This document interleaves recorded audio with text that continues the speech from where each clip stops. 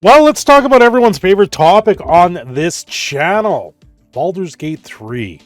There was a lot of discussion that happened at the recent Game Developers Conference with the CEO, Sven Vicky, talking about Baldur's Gate 3, or he was the director of it, how DLCs and a sequel to Baldur's Gate 3 are not coming.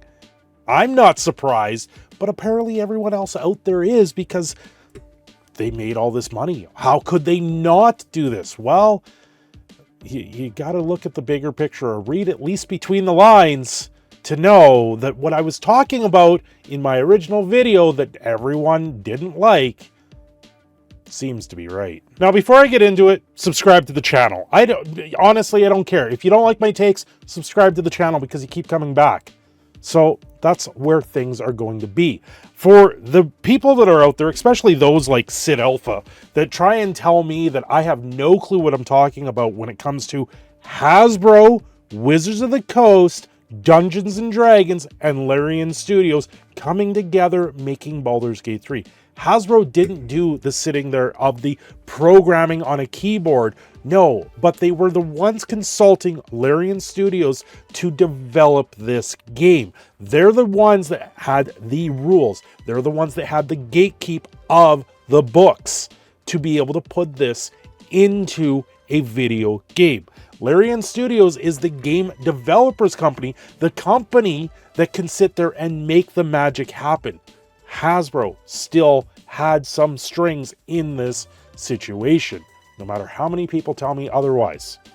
Larian Studios started work on Baldur's Gate 3 DLC, then canceled it. The studio was elated.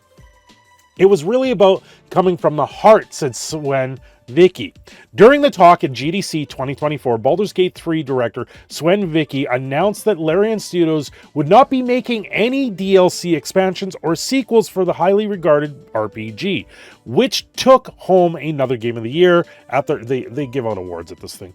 Vicky did say that Larian did start to work on a DLC and gave some thought of a potential Baldur's Gate 4 before pivoting away to other projects. Because of all the success, the obvious thing would have been to do a DLC. We started even thinking about a follow-up, Baldur's Gate 4, Vicky says, but we hadn't really had closure on Baldur's Gate 3 yet, and just to jump forward onto something felt wrong.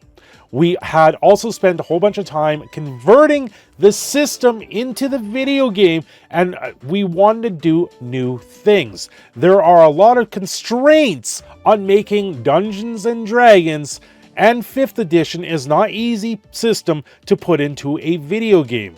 We had all these ideas, new combat we wanted to try out, and they were not compatible because they used their original combat system from Divinity Sin. Also, you have Hasbro and Wizards of the Coast working directly with them originally, before Hasbro laid off all that staff that was working with them, to transform that system into a video game. It's not an easy task when you got to sit there and get random generation going. You got to do all these dice, but at the same time, there's all the rules that you need to follow. Remember, 5th edition is supposed to be the updated, easy set of rules. It's not. Dungeons and Dragons has never been an easy game to play, and probably one of the hardest things that keeps people out of the hobby of playing Dungeons and Dragons. I suggest going back and looking at how THAC0 actually worked in 1st and 2nd edition before really moving on into a D20 style system and understanding how the add-up just flips it on its head in a much more simpler version when you got into 3rd edition or Pathfinder 1st edition. It's a very different telling of the game, and that's where skills and abilities really did come into effect. And this is all made possible. It would have been all made possible by the employees that got laid off that Larian Studios worked directly with. Without those people there, it's really hard to follow this up. It's really hard to do these things. And because Hasbro, obviously on future expansions, would want to come back and renegotiate the contract. So that contract would have been much more higher in royalties because they only made $90 million on this game. They would want a bigger chunk on their own IP. Remember, this is from the OGL stuff where they were trying to go 25% onto people to go forward with creating adventures using their system.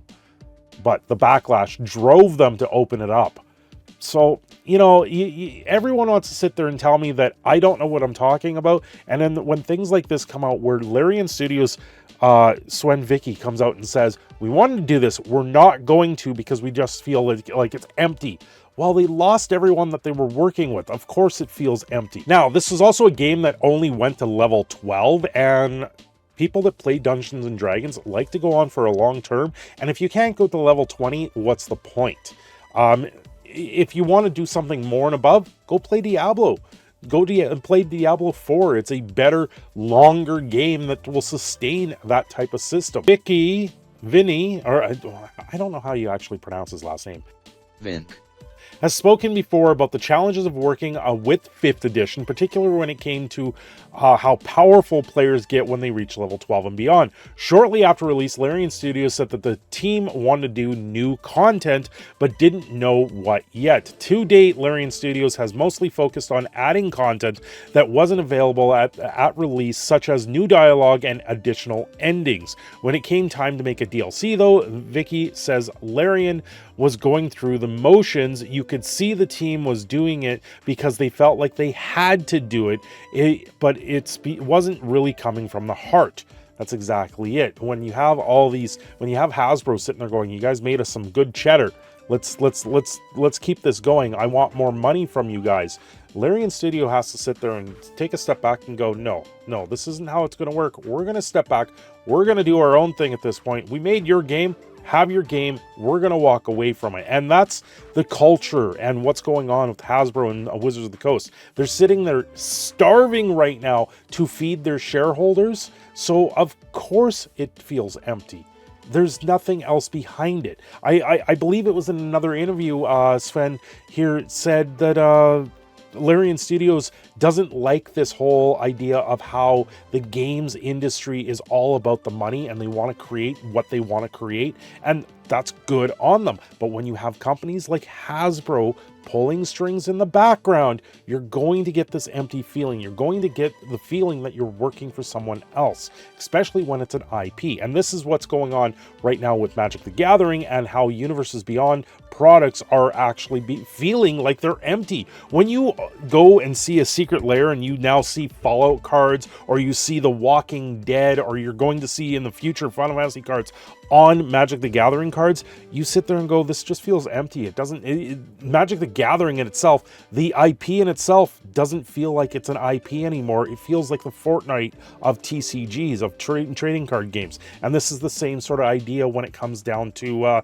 Larian Studios. The overarching of Hasbro with their shareholders pulling these strings on these things, it makes these other games really start to feel empty and a void of everything that's creative. Christmas off, comes back to the studio and just gets to the point where he's like, you know what, I've made up my mind. We are no longer going forward with this. And the whole team was elated. So I hope Larian Studios has learned a lot from the system and can move forward with something. They're not going to have a big IP like this again. Hopefully they can create their own IP. So he said, you know, we're not going to do it. We're going to shift around and we're going to start these other things that we talked about that we planned on doing before we started Baldur's Gate 3. Those were always the plans for afterward. We have 2 games that we want to make and we have a lot of great concepts. So let's have closure on Baldur's Gate 3. It's done. It's going to be done. This is why I said you'll never see a Baldur's Gate 4. The money doesn't make sense. Hasbro is the one that's going to have to sit there and source it out and try and make Baldur's Gate 4 if that's going to happen, but it's not going to make sense. The financials of it all won't make sense for the company in the long run, so you'll never see a Baldur's Gate 4. Not anytime soon. You might see a studio in 5 years' time go, hey, maybe we should revisit this. Maybe we should turn around and do this, and then talk to Hasbro, and Hasbro will be like, we want our cheddar. And they'll sit there and look at it and go, no, you guys want too much. And that's the problem here. And everyone that sat there claiming my video had nothing to do with it, had nothing to do with Hasbro, had nothing to do with the game in its entirety. They own the IP, they're going to control the IP, and if you want to make a Baldur's Gate 4, you're going to have to pay up drastically now for this game, and that's part of the problem here.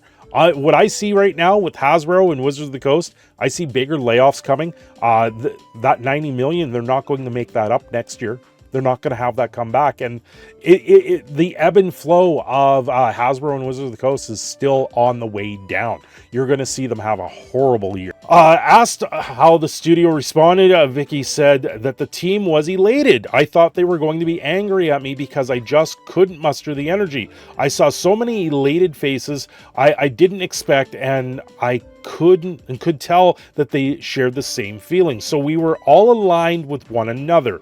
And I had many developers come to me and say, thank God, Vicky says. And that's exactly it. They put this project out there, and there is so much pressures on this project being out there. And then they got to put in more things. They got to put in more stuff. They got to rewrite the narratives. They've got to put in more endings. And they're like, you know what? I'm sick and tired of looking at this game. They've done it for 7 years now, building this game. They went through hell through early access, and now they get to move on from it all. I'm always the one here where it starts with the initial idea, and then I give it to the team, and they start alliterating it, and they turn it into something much better. During Baldur's Gate 3, I pitched to them that they were the next game would be. If I see they're excited, I'll say, okay, let's do that. If they're not, it's back to the drawing board. So he reads the room, and it sounds like he reads the room fairly decently. Unfortunately, with the gamer side of things, there's a lot of gamers that just don't like the idea of Baldur's Gate 3, mostly because they added that whole situation where someone turned into a bear and then they have relations in the woods. It's a very strange thing to see in a video game, and I don't believe that they should have went to that point. Now we have the excitement back in the room, and that's a big important thing. The next game won't be Divinity Sin Original 3, and that will be different than what you think it is, but that is still familiar. Elsewhere, Vicky said that the new project will dwarf the scope of Baldur's Gate 3, which is quite impressive given the scope of that game. Wow, they're going to put Baldur's Gate 3 to shame. So what is the next project? That's an interesting thing. They're going to put something that dwarfs the Baldur's Gate 3 as an IP. Baldur's Gate 3 isn't a huge IP, but if they're doing something that's going to be 4, 5x times than Baldur's Gate 3, then there's something to really look forward to from that. Hopefully they can move away from where things were with Baldur's Gate 3, the bad, and move to something new. In the meantime, Vicky said, has confirmed that Larian Studios still work with new content for Baldur's Gate 3, including cross-platform mod support. After that, though, the feature, Astrion, Karach, and the rest of Baldur's Gate 3 now beloved characters will be in the hands of Wizards of the Coast. Have fun with that. Anyway, I'm your proud Canadian Phoenix, Cindershadow. I'm signing off here. Don't forget to like and subscribe, and I'll talk to you again very soon.